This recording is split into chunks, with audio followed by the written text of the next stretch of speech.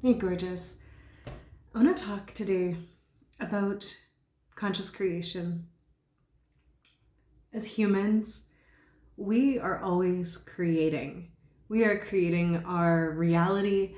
This whole experience and incarnation is a choose your own adventure system of co-creation with the group, right? It's a co-created reality. What I think and believe will affect me and it'll ripple out, but there's also the group field of the consensus reality that we're all experiencing.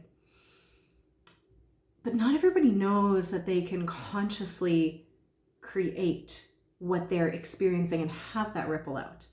And I think before you know, you don't really have a choice. If you don't know you have a choice, how are you supposed to know? And either you can come to the realization spontaneously because you stumble across it through an experience, or you might hear somebody mention it, you might learn it somewhere, someone might give you permission to choose. You're always creating though. The question is your subconscious mind driving what you are creating? All of the old programs, belief systems, all of the things that you think that aren't necessarily even yours? Or perhaps, are you consciously choosing certain things in your reality? I bet you're constantly choosing parts of it, small parts of it. I think we all do. Like, for example, I consciously created this pink hair. I didn't sprout it, but I put some hair dye in there and I made this. I consciously chose it. But to someone that maybe had this belief system that you can't have fashion colored hair, I think they call it, the unnatural colors, and still be successful and respected and make good money and all of that. If they didn't believe that that was possible, then it might not even occur to them that they have a choice. If they felt like they were going to be shunned and outcast from their family or from their group of friends or something like that, or from society, right? Then you might not believe that you have a choice. And I think a lot of people go through life wanting to do things, but thinking that they can't. I've had a lot of people go, man, I love your hair. I wish I could do that. I'm like, why can't you do that? Like, why can't you? Oh, I wouldn't suit me, or I can't do it because of this or that or the other. And I mean, there are certainly some circumstances that might dictate that you can't. Like maybe you've got a job that doesn't allow for unnatural hair colors. But if you've always wanted to dye your hair blue, green, purple, whatever, the color of the rainbow, I mean, mine changes all the time, you could get a different job, right? And I know it's not always that simple, and yet it is. It's just not always that easy, finding a new job. I created my own job for myself and started a business many years ago because I wanted to be in charge of everything about what I was doing. I've been an entrepreneur for, I want to say 7 or 8 years now. And I've actually found, even when I was working in professional situations or even in schools, that the colored hair didn't hold me back. In fact, it made me more popular when I was an artist in residence because the kids were like, ooh, this person looks interesting. I'm going to pay attention to them. If I was holding the belief system that I couldn't be taken seriously, though, would their experience of me have been the same? How much of my experience was created by my thoughts and my belief systems, and just those dictated how I showed up? I think there's a chicken and the egg experience. It's a spiral. It's a path that weaves together. Our beliefs create our feelings, which create our experience of reality, which can then reinforce different beliefs, and so on and so on, and it can circle like that. But the really cool thing is that beliefs are not actually set in stone. You can actually shift and change your belief systems. And you can do that sometimes just effortlessly by realizing that there are exceptions to a belief system or structure or paradigm that you've been holding, and that it's not completely true. And when you find those exceptions, you go, oh, maybe I don't actually have to think that. So if the belief is, someone with pink hair can't be taken seriously, you can look at me and go, like, I've run a 6-figure company doing what I love, being treated very respectfully for the last many years. Never had a problem with that, actually. So you could go to yourself, well, maybe it's possible that you could be someone with funky, weird colored hair and still be treated respectfully. So maybe I could. Maybe it's open to me. Maybe that's all it would take, seeing the exception. And I'm using the colored hair thing because it's not a life or death example, but it's one that I have come up against so many times. I wish I could do that. I wish I could do that. And it's like, if you wish it to be so, make it happen. Like, you have the power. It's the same kind of example when I was a little bit younger, in my 20s, and I would do some traveling, or even in my early 30s before I had a child. And I would say go to Bali for a retreat. And people would be like, oh my gosh, you're so lucky. I wish I could do that. And I would be like, why can't you? Why can't you do that? If it's something that's important to you, you could take the steps.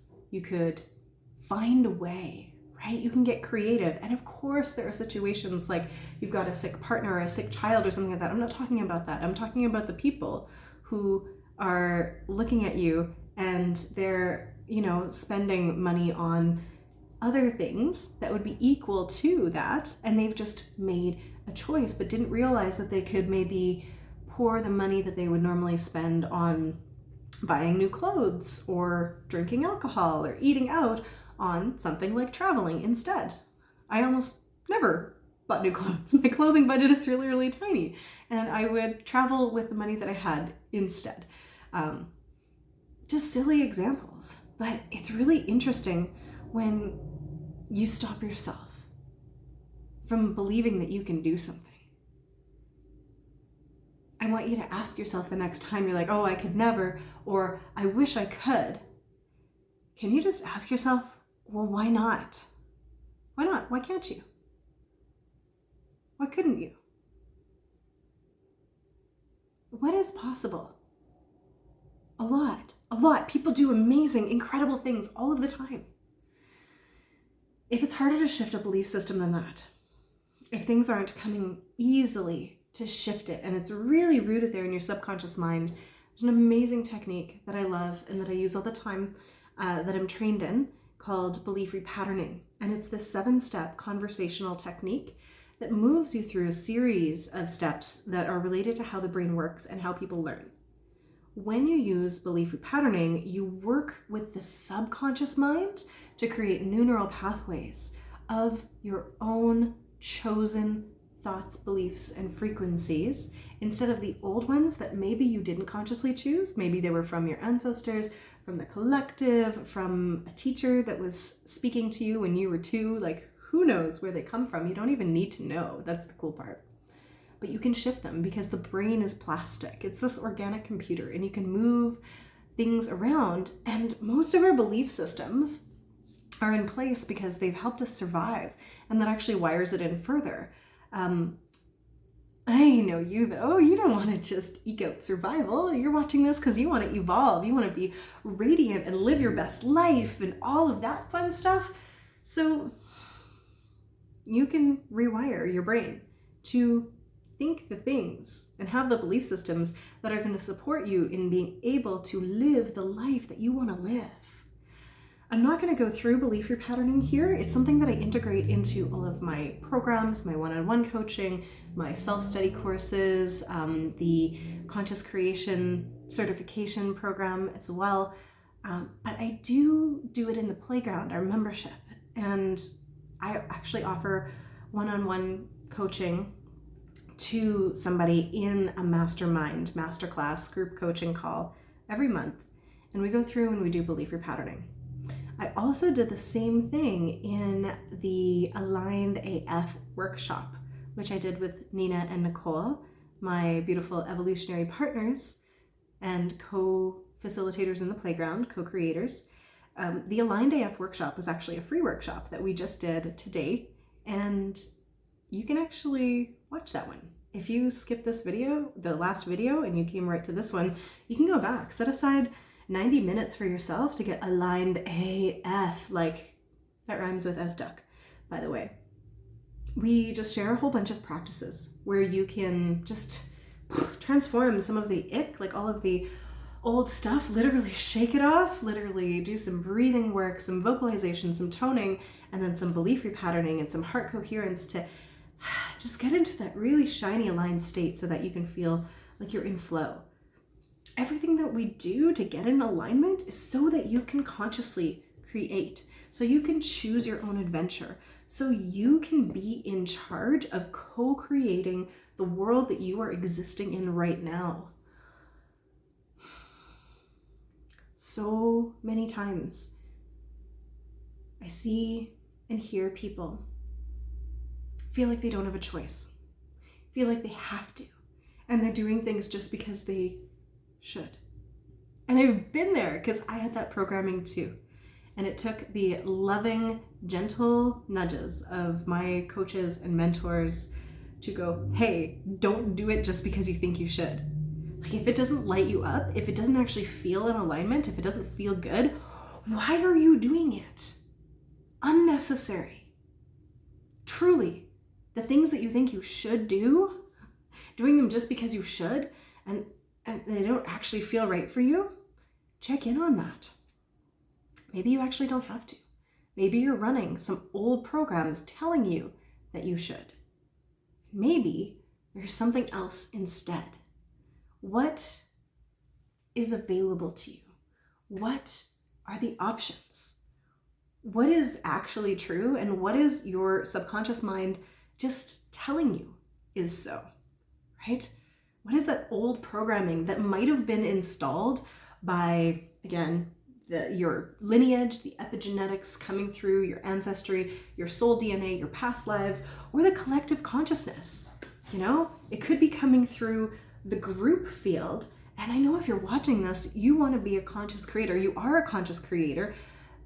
And I just need to call you out here because I'm feeling like there is some programming that you are still running that is not yours. You haven't chosen it. You're running it by default. It's like bloatware in your new laptop or phone that comes with all these programs installed that you don't actually want. You know, and sometimes they're harder to uninstall because you don't notice it. Maybe you don't really know that you can.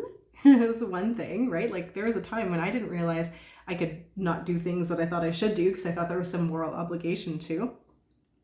So I just want to offer you this opportunity to start examining all those shoulds, all those things that feel out of alignment that you're like doing because you have to. Like, check into the truth of that. Is it true? Is it real? Is it authentic to you? Let me know in the comments if you've been able to see some of these programs come up over time and move them, shift them, transform them. Sometimes they're brutal and insidious and we don't even notice that they're there until somebody's like, hey, like, actually, do you actually have to do that? Is that truly in alignment with who you are and what you want to do and what you want to create and who you want to be and your core values? And I love it when people do that to me. It's a gift. It's a gift. It can be triggering AF, like super triggering, but those triggers are a gift because they're, when you're bumping up against stuff, it's this opportunity for you to go, do I actually want this? Do I want to react like this? Do I want to actually live this way? Do I want to make these choices? Is this going to bring me what I want? Right? So often comes back to the belief systems or to trauma in the body. So if you want to check out the belief repatterning and some ways of transforming, go check out that Aligned AF workshop. And if you're feeling like you really want to delve into conscious creation, the doors are open to the Playground membership right now for the last time this year, for the last time for a little while, and we'll have them open until December 1st.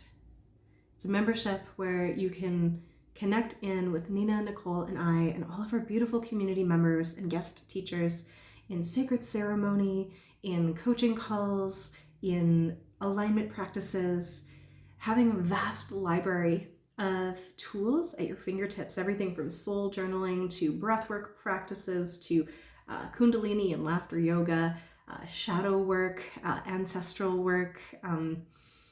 There's tapping in there. There's so many cool things. There's lots of belief repatterning. There's lots of ways for you to transform the ick, connect up with your highest self, get into alignment, activate a deeper connection to your intuition. We have a lot of work on deepening your intuition, alchemizing your old pain and trauma and turning it into gold so that you can embody the frequency of your choice. Conscious creator, you get to choose. You get to choose how you show up in this world. How do you want to be? Do you want it to be super hard and serious?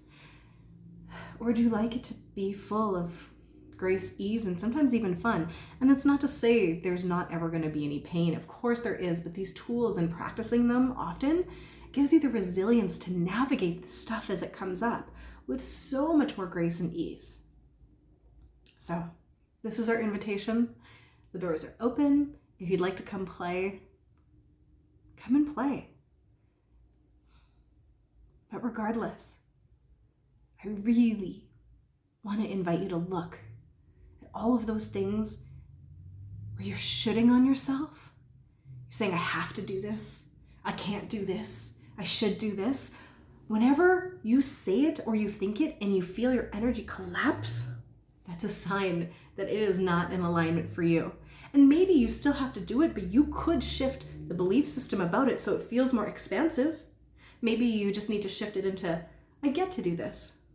I get to do this instead of I have to do this, right? When you got a pile of dishes, saying I have to do dishes, or I get to do dishes, I'm so grateful I have all of this amazing food to feed myself and nourish my body. Like, can you feel the energetic difference between these things? So it's not always about the action, it's about how we perceive the action to be. Let me know if this resonates with you and if you're going to try it out and do some shifting. Put the F in the shit, shift it, and see what happens next. Beautiful conscious creators, I love you so much. Till next time.